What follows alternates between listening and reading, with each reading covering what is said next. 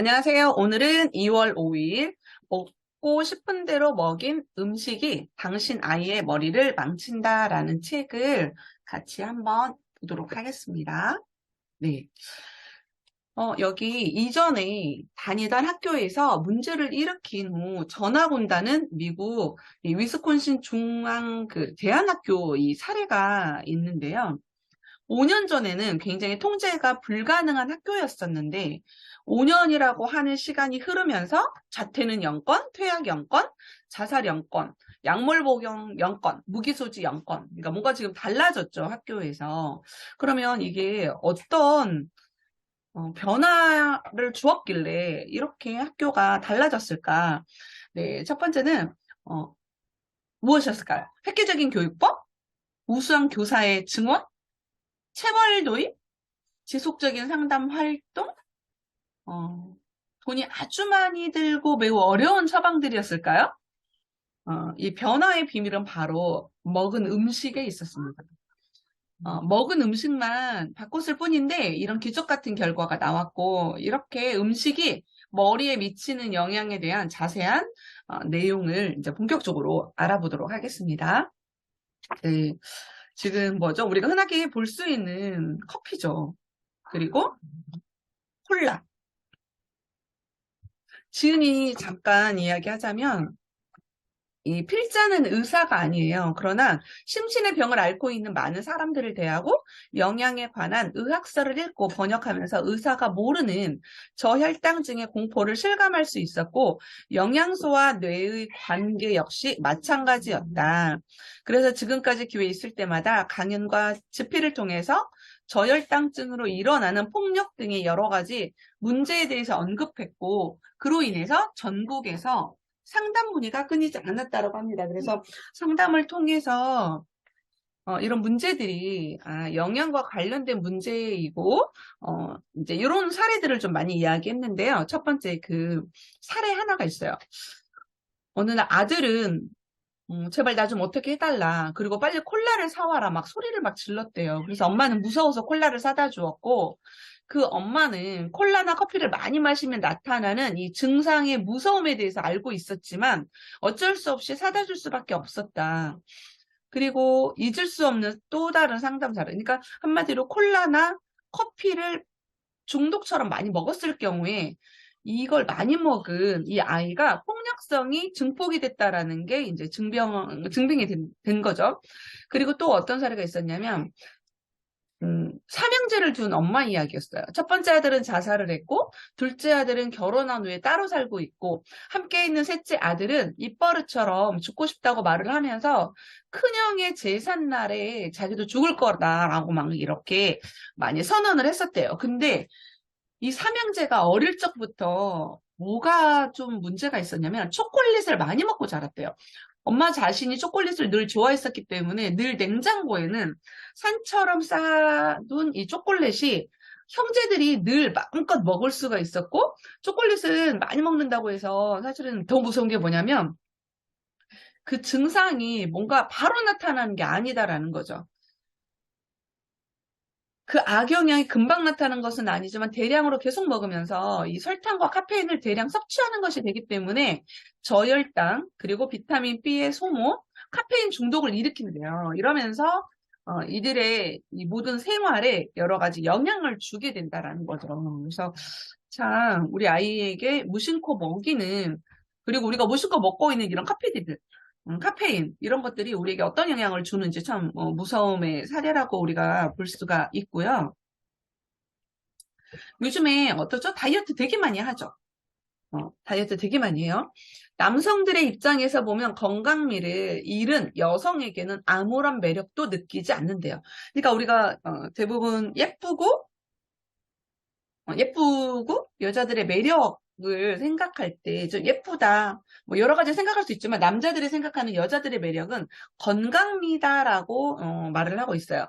그런데도 불구하고 여성들은 유대하게 착각을 하고 있고 고쳐지지 않는 게 있대.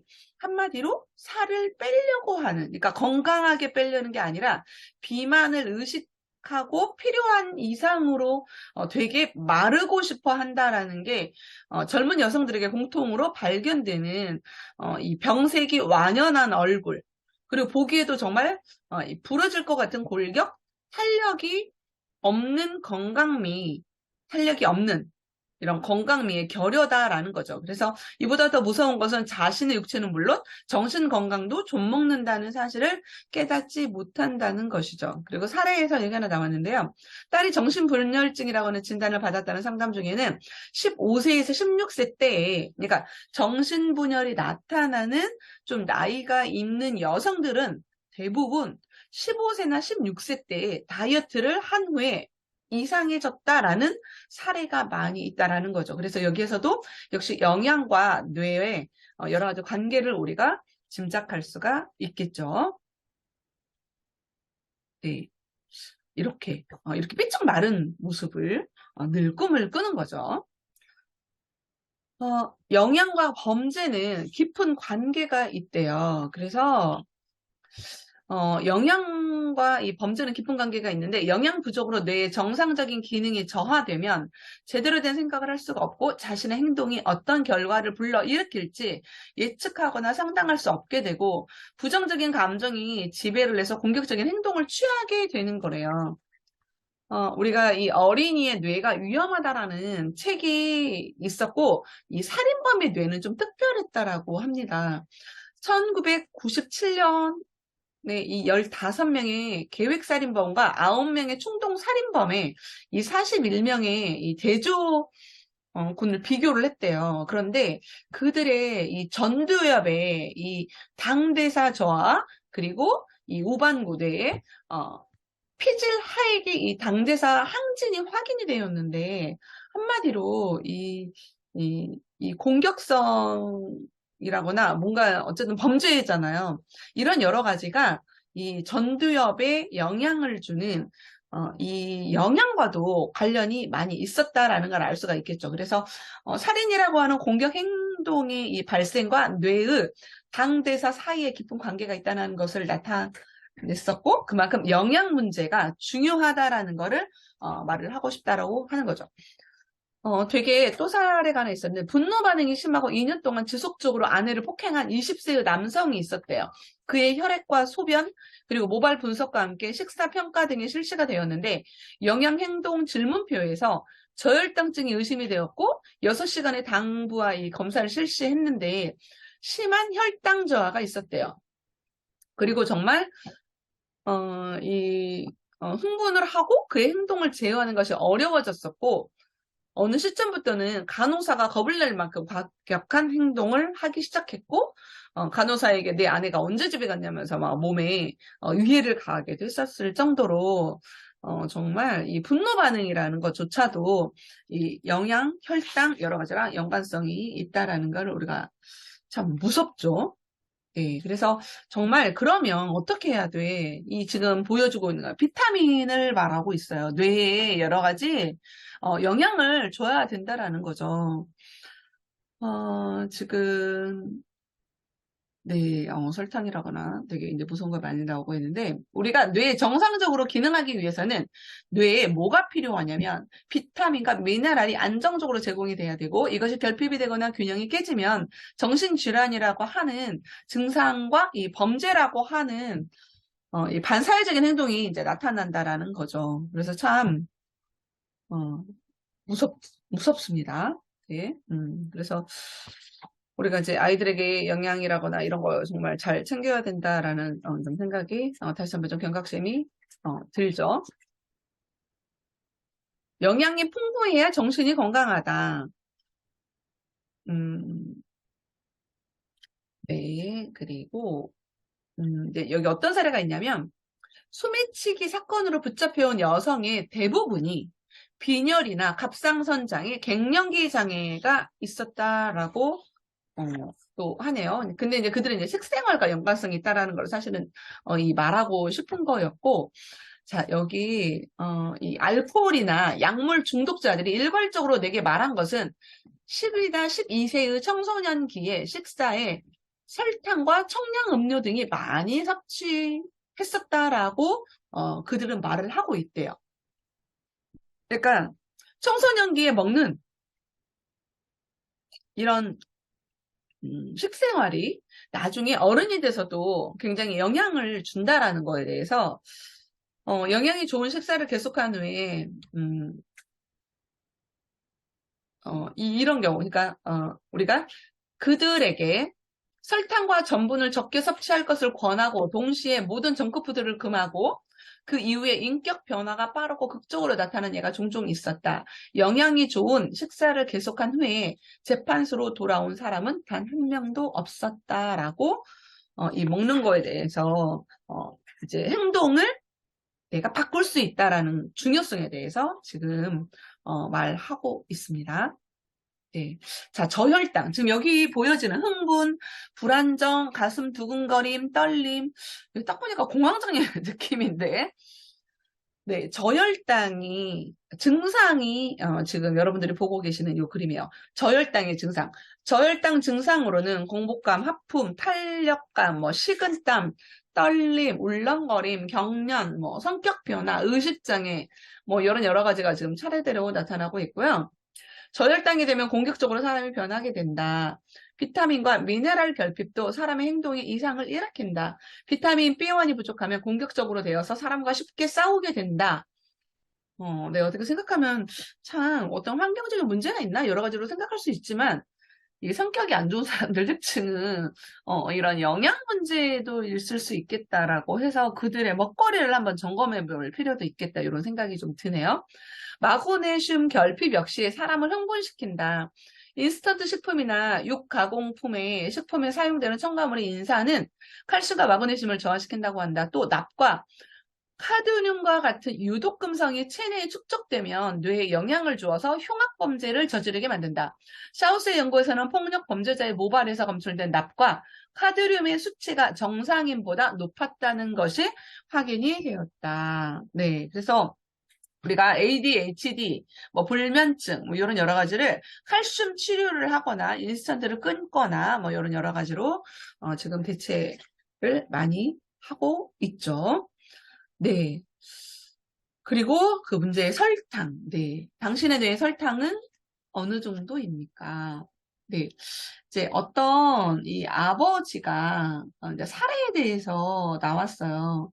자식에게 폭력을 휘두르는 부모가 있다. 그리고 아버지 직업이 교사라는 것을 감안하면 상상조차 할 수 없는 이상 행동인데 하찮은 일로 화가 났다고 해도 분명 지나친 이 처벌을 하는 아빠 사례가 나와 있어요. 근데 이 아버지 식생활을 보면 정말 놀랍다.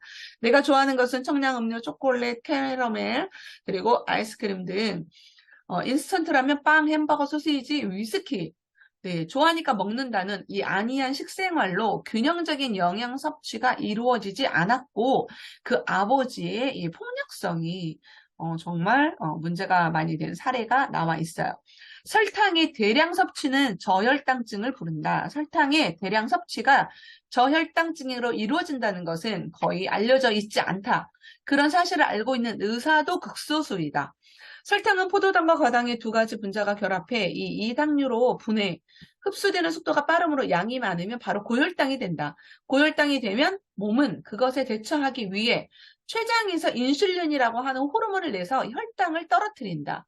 인슐린이 과잉으로 분비되면 혈당이 너무 낮아지게 되고 바로 저혈당이 되는 것이다 라고 하면서 이 저혈당의 정말 위험성에 대해서 말을 하고 있고요. 네, 컵라면, 저도 가끔 라면 먹는데 컵라면을 먹고 쓰러진 사람들 이 어느 한 초등학교에서 수업 중에 쓰러진 어린이가 있었다. 병명은 거미막하 출혈이었다. 어린이에게 어떻게 그런 일이 일어날까 이상해서 그 가정의 식생활을 조사해 보니까 주로 컵라면만 식사를 했다고 한다. 또 슈퍼에서 늘 컵라면을 잔뜩 사가는 주부가 있었다. 아들 둘이 연이어서 사망하고 그 딸은 심장병을 앓고 있다라고 했다. 왜 우리 집만 이런 일이 생길까라고 그녀는 이 조상을 모시는 절을 찾기도 하고 막 이랬었는데 결론은 인스턴트 라면과 청량음료를 많이 먹었기 때문에 이 문제가 있었다라는 거죠. 이 도호쿠 지방의 한 부인에는 인스턴트 라면과 청량음료를 많이 3억 사자라는 운동이 있었대요. 한 번에 대량 구입하면 값도 싸고 이익금은 활동자금으로 사용할 수 있다는 게 동기였고 그 지역에서 사망한 초등학교 5학년 남학생의 어머니는 아이가 먹고 싶어 해서 아침부터 컵라면을 먹였다라고 하면서 후회를 하고 있었고 사냥개에게 컵라면을 먹인 사람도 있었대요.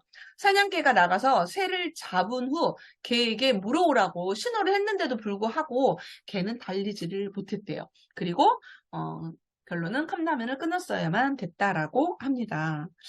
네, 컵라면, 라면 많이 먹으면 안 되겠죠. 네, 이거는 뭐죠? 쌀이죠, 쌀. 기의 중심은 쌀에 있다. 기력, 원기, 기백. 기라고 하는 글자는 여러 가지 말이 많이 여러 가지 이제 기가 들어간 말이 많이 있는데요. 기라는 것은 글자의 중심에 미가 들어있다. 쌀미자가 들어있죠.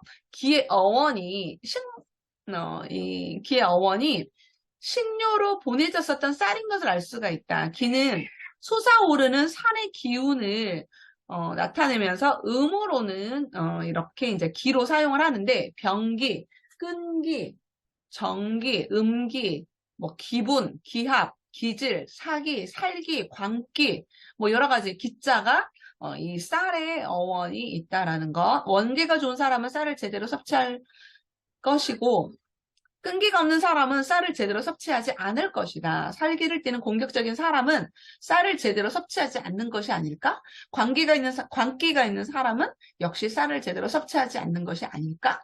네, 옛날부터 사람들은 배가 고프면 싸움을 할 수 없다라고 했고, 일본 그 전국 시대에 이제 이런 전쟁에 나가기 위해서 군량을 모으는 것이 무엇보다 중요했는데 가장 중요한 식량은 다름 아닌 쌀과 된장이었다. 전국시대의 무장, 이 다케다 신게는 직접 된장을 담가서 그것을 신캔 된장이라고 이름을 지었을 정도로 건강한 인생을 보내기 위해서 우리가 제대로 식사를 해야 되겠다라고 좀 중요성에 대해서 이야기를 하고 있고요. 그래서 현미면 더 좋겠죠. 그냥 쌀이 아니라. 네. 네, 정크푸드. 많이진 아니죠. 저도 가끔 이제 먹을 때가 있는데요. 담배보다 더 해로운 정크푸드. 참는 자가 정크푸드 참는 자가 건강을 지킨다. 네, 그래서 정말, 정크푸드는 담배보다 더 해롭고 대물림 된대요. 네, 무섭네요. 네, 정말. 담배가 공공의 적이 되어서 되게 담배를 우리가 이제 뭐라고 해야 되지? 공공의 적이 돼서 애연가들의 모습이 되게 좀 불쌍해 보이기까지 하고 요즘에 좀 되게 해롭다라는 충격적인 사례들이 많이 있었는데 정크푸드의 문제를 간단히 정리해보면 우리 몸에 많은 에너지를 공급하였는데 이를 연소할 비타민, 미네랄, 섬유소를 공급하지 않으니까 모두 살로 가버리면서 이제 비만을 초래하고 있고 우리나라에서 이 식품들의 비만 유발 식품으로 이 정크푸드는 대부분 탄산음료라거나 패스트푸드, 과지방 과자, 뭐 튀김류 이런 것들을 판매 금지 대상으로도 지정할 정도로 심각하고요. 이제는 광고도 금하고 있죠. 자, 2008년부터는 미끼 상품이든 과자, 음료, 패스트푸드 광고를 금지하고 있고요. 2010년부터는 영양을 위해서 기준을 마련하면서 어린이들이 시청하는 저녁 9시 이전에는 광고를 못하게 제한했을 정도로 이제 중요성에 대해서 굉장히 많이 부각이 되고 있죠. 네, 비타민입니다. 비타민과 미네랄이 아주 중요하다라는 거. 그래서 비타민을 내가 이렇게 섭취를 못할 경우는 건강 보조제라도 최대한 많이 활용을 해라라고 지금 전문가들은 말을 하고 있고요. 음식물만으로는 필요한 영양소를 이제는 섭취할 수 없는 좀 이런 과일의 영양이 정말 100% 채워져 있지 않는 요즘 또 여러 가지 환경 문제가 좀 있죠. 비타민이란 무엇인가? 비타민은 사람이 살아가는데 필요한 몸의 생리 기능을 맡고 있는 영양소로 호르몬처럼 체내에서 만들어지는 것이 아니라 음식물을 통해서 섭취해야 된다. 그리고 미네랄은 우리가 30여 종이나 되는데 뼈와 이의 주성분이 되는 인산, 칼슘, 뇌에 있는 칼륨염, 세포 외액의 이 나트륨염, 그래서 정말 미네랄도 역시 좀 중요하죠. 요즘에 토양이 메말라서 농산물에 포함되어 있는 아연의 양이 적어졌고 첨가물이 많은 가공식품이 아연의 양을 저하시키기 때문에 아연 결핍인 사람이 많아져서 큰 문제가 되고 있고 아연 결핍은 어떤 문제를 일으키냐면 미각장애, 식욕 저하를 일으키는 것은 물론 남성의 경우에는 전립선 비대를 일으키거나 성기능을 저하시키기도 한다. 아연은 혈당을 강화시키는 호르몬인 인슐린을 만드는 데도 필요하므로 당뇨병 치료에도 매우 중요하다라고 말을 하고 있습니다. 네, 그래서 지금 그리고 이제 또 하나 더 되게 무서운 ADHD. 요즘에 되게 아이들이 많이 있죠. ADHD 성향. 왜 이렇게 ADHD가 늘어나고 있을까? 의문이 아닐 수 없다. 요즘의 아이들은 예전보다 잘 먹고 발육 상태도 뛰어나지만 정서적인 면에서는 뒤처지는 것 같다. 라고 하면서 우리의 뇌는 고속도로와 같이 잘 뚫려진 회로로 되어 있고 아무 증상이 없는데 이 LP판에서 바늘이 튀듯이 이렇게 뇌회로가 가끔 튀기 시작하고 이러면서 주의 결핍, 충동성을 보이게 되고 우리가 이것을 ADHD라고 말을 하죠. 자, 임신 중에 우울증 상이 반복되는 경우, 특히 부부가 사이가 좋지 않고 남편이 속을 썩일 때 산모의 극심한 스트레스가 태아 뇌에 영향을 미쳐서 ADHD 증상을 보인다라고 말하고 있습니다. 그래서 정말 한쪽 방향으로 너무 쏠려 있는 식습관, 그리고 과도한 인스턴트, 그리고 패스트푸드 섭취, 그에 따라서 오늘 각종 식품 첨가제, 그리고 중금속, 이런 여러 가지가 이런 ADHD 이런 거에 원인이 되고 있지 않나라고 지금 여기에서 필자가 이야기하고 있고요. 그래서 정말 채소나 과일, 미네랄이 풍부한 것을 섭취하려고 노력을 하고, 그리고 제철에 나는 과일, 채소가 좋고, 기왕이면 먼 나라에서 수입된 것보다는, 우리가 신토부리, 우리 농산물을 많이 이용을 해야 되겠죠. 네. 그래서 우리가, 필수 영양소, 미네랄, 그리고 ADHD 성향 되게 무섭죠. 자, 우리가 이 식단은 지금 뭐냐면요. 이 구석기 식단을, 자, 우리의 뇌는 구석기 식단을 기억하고 좋아한대요. 뇌가 가진 잠재 능력을 최대한 발휘하고 싶다? 그러면 고대 음식을 먹어라. 곡식을 재배하고 가축을 기르던 수천 년 전의 구석기 시대의 원초적인 음식을 먹어라라고 이야기하고 있고 구석기 시대의 음식은 자연 그대로의 영양을 품고 있다. 자연적으로 만들어진 영양소는 식이섬유와 효소로서 이들 성분이 많을수록 생명력이 풍부하다라고 할 수 있고 뇌는 현대의 식단으로 먹고 있지만 지난날 뇌를 만들었던 생생한 생명 영양소를 기억하고 있다고 합니다. 그래서 원시인 식단 있잖아 되겠죠? 네. 그리고 요즘 치매 되게 많고 젊은 사람들도 치매가 좀 많이 있잖아요. 그런데 이렇게 단 것을 좋아하는 치매 노인들, 네, 갑자기 무섭네요. 이제 치매도 우리가 좀, 뭐라고 해야 되지? 이제, 주변에 치매가 많잖아요. 젊은 사람도 치매가 많고, 어쨌든 저희도 이제 50이 넘고 60이 넘어가면서 치매를 또 무시할 수가 없는 거잖아요. 단 것을 좋아했던 치매 노인들, 무섭네요. 설탕 섭취는 치매로 가는 지름길이다. 나 진짜 믹스 끊어야 되겠다. 갑자기 되네요. 아메리카노에 설탕 뭐 2숟가락 막 이러겠는데. 자, 설탕 섭취는 치매로 가는 지름길이다.